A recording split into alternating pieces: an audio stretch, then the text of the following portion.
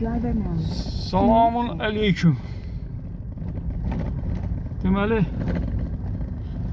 Laçın yolu gedirik. Nəsə o erməni bayrağının yaxınlaşdı. Düz erməninin sərhəddindəyik. Sərhədlə deyəndə Laçına gedən yolun üstündə erməni bayrağı var.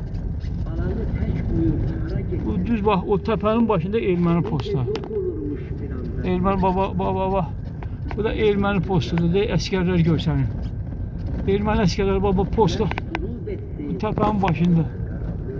Erməni əskərləri. Bax. Bir tane de posta orada təpənin başında.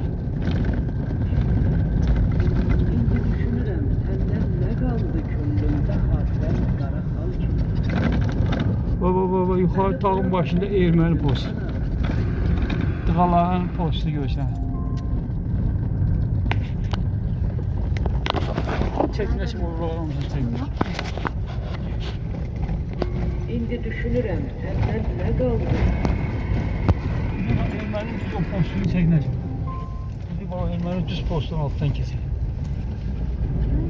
Dedim. Düşür o. Ha, düşür. İndi düşünürəm, səndən nə qaldı könlümdə xatirəm qara. Sürüb saxlayayım.